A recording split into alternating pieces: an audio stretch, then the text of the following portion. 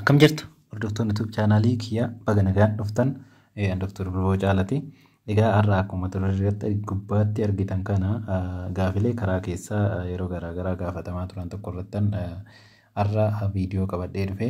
Innis maalidhaa qaamni saalaa dubaraa maaliif foolii badaa kennuu danda'a haala baramaan taaneen maaliif qaamni saalaa dubaraa takka foolii badaa kennaa an jedhu irratti waan hubannoodhaa ta'u qabadhee dhufe. Egaa namni kamiyyuu foolii badaa wanta foolii badaa qabu qaamni kamuun barbaadu qaama saalaa dubaraa qofa miti. Bakkuma kamittuu waan foolii badaa qabu hin barbaadamu. Sababni isaas ifin fayyaa namaatiif illee rakkoo waan ta'eef fooliin badaa eessarraayyuu qaama saalaa qofarraa osoo hin taane eessarraayyuu hin barbaadamu. Ispeesifikaalii immoo gara qaama saalaatti yoo dhufnu fooliin badaan gaafa jiraatu tarii hariiroon namoota sanillee miidhamuu danda'a. Abbaan manaa ta'e abbaan manaa yookaan immoo hiriyaa ta'e hiriyaan sun miirrinni nama sanii qabullee otoo hin beekin gadi irrachuu danda'a waan ta'eef fooliin badaan karaa qaama saalaa dubaraa bahu yoo baay'ee foolii badaa ta'e rakkisa waan ta'eef san irratti namoonni waan gaafachaa turaniifan irra qabadhee dhufe. Hanga dhumaatti nu wajjin tura. Warri chaanaalii keenya faaraa taatan YouTube chaanaalii kiyya subscribe godha. Warri duraan immoo maatii taatan YouTube chaanaalii kiyya viidiyoo kana like gochuudhaan jalqaba. Hanga dhumaatti na wajjin tura. Qaamni saalaa dubaraa maaliif foolii badaa kenna? Sababoota ijoon jahan qaamni saalaa dubaraa takka akka foolii badaa kennu amma isinitti muufan jira jechuudha. Tokkoffaa infekshiniin garaagaraa gaafa jiraatu. Infekshiniin garaagaraa gaafa jiraatu qaamni saalaa dubaraa sun haala baramaan taaneef foolii badaa kenna. Infekshiniin kunis gaa baakteeriyaadhaan ta'uu danda'a, faangasiidhaan ta'uu danda'a, akkasumas immoo dhukkuboota karaa walqunnamtii saalaatiin daddarban illee yeroo jiraatan waan kun hin jiraata jechuudha. Komallee garuu maadhaanii baakteeriyaadha. Inni baakteeriyaadhaan dhufu sun baakteeriyaal vaajinoosis jedhama. Baakteeriyaal vaajinoosis jechuun sababa normaalii baakteeriyaan gosa lamatu jira qaama saalaa dubaraa keessaa. Baakteeriyaa kan faayidaa qabuu fi baakteeriyaa kan miidhaa qabu. Normaalii wal madaalee yookaan immoo faayidaa qabu santu baay'inaan jiraata. Yeroo tokko tokko garuu haalli asiidummaa qaama saalaa dubaraa gaafa geeddaramu baakteeriyaan inni baay'ee barbaachisuun badeet inni barbaachine sun baay'inaan wal horaa jechuudha. Yeroo akkasii baakteeriyaal vaajinoosis waan jedhamu kana fiduudhaan foolii qaama saalaa dubaraa san geeddaraa jechuudha. Egaa wantoota akkasii maaltu fidaa jiru waan akka qaama saalaa keessa dhiquu wantoota akkasii kana keessa sirriitti quba gashanii fa'aa dhiquu yookaan immoo jaanaldoochiin kan jedhamutu waan akkasii fa'aa fidaa jechuudha. Inni biraan achuma jalatti infekshinii jalatti dhukkuboonni karaa walqunnamtii saalaa daddarban yoo jiraatan kan akka dhukkuba cooftoo maal kun yoo jiraatan waan kana fiduu jechuudha. Kanaaf as jeneraal tokkoffaan maanii infekshiniin yoo jiraate jechuudha. Lamaffaan rakkoo hanqina qulqullinaa yookaan immoo poor hygiene. Poor hygiene yoo jiraate innillee waan kanaaf saaxiluu danda'a jechuudha. Maaliifini naannoon qaama saalaa naannoo jiidhaa fi dafqisa akkasumas immoo jiidhi garaagaraa darbee jiraatu waan ta'eef yeroo yeroodhaan qulqullinni gahaan yoo hin taasifamne dafqi sun achitti kuufamuudhaan jiidhina isa wajjiniin achitti kuufamuudhaan ammas akka foolii badaa kennu taasisuu danda'a jechuudha. Kanaaf lammaffaan rakkoo qulqullinaati jechuudha. Sadaffaan marsaa laguu. Yeroo marsaa laguu jiru fooliin baay'ee badaarree ta'uu baatu sama'u fooliin qaama saalaa dubaraa hanga tokko ni jijjiirama jechuudha. Sadaffaan haala nyaataati.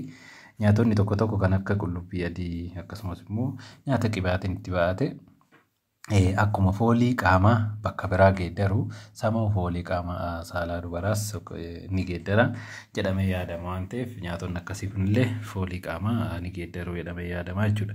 Shanaffaan jijjiirama hormoonii yookaan hormonal changes jijjiirama hormoonii qaama dubaraa keessatti yeroo garaagaraa ta'ullee waan kanaaf dubaroota ni saaxilaa jechuudha.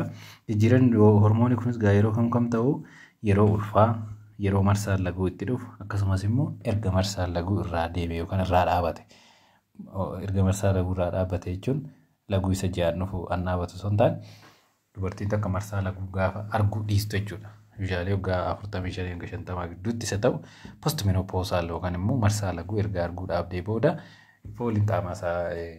fooliin qaamaa karaa saala dubaraa sunillee yeroo sanillee ni jijjiirama jechuudha. Jaaffaan qaamni alaa yookaan immoo forreen boodii yoo jiraate. Qaamni alaa kun yeroo baay'ee haftee yookaan immoo pieces of tampon yookaan immoo pad yeroo marsaa laguu dubartiin tokko akkuma beekamu moodasii godhatti. muudasiisan irraa uffanni ciccitaan yookaan immoo qaamni ciccitaan paartiin muudasiisanii qaama saalaa dubaraa keessatti yeroo tokko seenee hafuu danda'a jechuudha. Yeroo akkasii wanti achi keessatti hafe sun qaama alaati waan ta'eef fooliin qaama saalaa dubaraa sun daraan akka jijjiiramu ni godha jechuudha. Kanaaf sababni ja'affaan qaamni alaa yoo tasa baadisaa ta'u qaamni biraas tasa qaama saalaa dubaraa keessa seenee yoo achi keessatti hafe fooliin qaama saalaa dubaraa san akka jijjiiramu ni godha jechuudha. Kanaaf kunneen sababoota qaamni saalaa dubaraa takka akka foolii badaa taasisan godhudha jechuudha. Egaa amma immoo karaa furmaata yookaan immoo yaala isaatti deemna. Falli isaa maali? Falli yookaan immoo yaalli isaa maali jedhutti deemna. Furmaanni yookaan immoo falli isaa sababa isaati irratti hundaa'a. Akkuma walitti kaanne sababni waan kana fidu garaagara waan ta'eef yaalli isaatirree sababa san irratti hundaa'a jechuudha. Sababa san irratti hundaa'a. Akkuma dura jennee jalqabni infekshiiniidha. Yoo infekshinii ta'e waan kanaaf fide yoo infekshinii ta'e infekshinii isaaniif yaalamuudha. Ispeeshaalii wanti infekshinii agarsiisu wantoonni akka dhangala'aan karaa qaama saalaa bahu yoo jiraate, waan akka qaama hoksisuu yoo jiraate, garaa dhukkubbiin gara gadii yoo jiraate, kunniin yoo jiraate waan kanaaf yaalamuudha jechuudha. Kun agarsiistuu infekshinii waan ta'eef isa yaalamuudha. Inni biraan dhimma qulqullinaati. Akkuma dura jenne sababni ta'uu qulqullina dhabuudha waan ta'eef qulqullina eeggachuudha jechuudha. Qulqullina kana gaafa eeggatamu akkamittiin jedhullee beekuun barbaachisaadha jechuudha. Qulqullinni karaa qaama saalaa kan eegamu irra caalaa haala dhiqannaatii tokko yoo danda'ame hanga danda'ameen bishaan qulqulluu fi bishaan xinnoo ho'e akka fayyadaman ni gorfama. Inni biraan qaama saalaa alarra laabiyaal yookaan vulvaa isa jedhamu ala qaama saalaati malee keessa seenanii qubaan riguun rirriituun hin barbaachisu jechuudha. Ala qaama saalaatuma dhiqama. Bishaan qulqulluudhaan dhiqamaa jechuudha. Yommuu saamunaallee fayyadamuun dirqama ta'e saamunaa doobaa jedhamu ni gorfama. Sanarraan kan hafe saamunaa foolii qabu wantoonni akka shittoo perfii adda addaa kun hin gorfamu jechuudha. Kanaaf inni biraan haalatti mana fincaaniitiin booda haalli itti qaama saalaa dhiqatan irree murteessaadha jechuudha. Mana fincaaniitiin booda dubartiin takka qaama saalaa ishii kan dhiqachuu qabdu fuuldurarraa gara duubattidha. Asii achii fuuldura karaa qaama saalaa ishiitii kaatee gara duubatti dhiquu qabdi. Sababni isaas baakteeriyaan karaa bobbaa ba'u sun yoo karaa siyaasa ol dhiqxe karaa naannoo bakka bobbaan ba'u kan naannoo muunneetii dhufee raawwateet gara qaama saalaa dubaraa gala waan ta'eef asii achee qaama saalaatirraa kaatee achi dhiquu fi uffataan irree yommuu qulqulleessan asii achee fuuldurarraa gara duubatti qulqulleessuun barbaachisaadha jechuudha. Inni sun baay'ee barbaachisaadha baay'ee.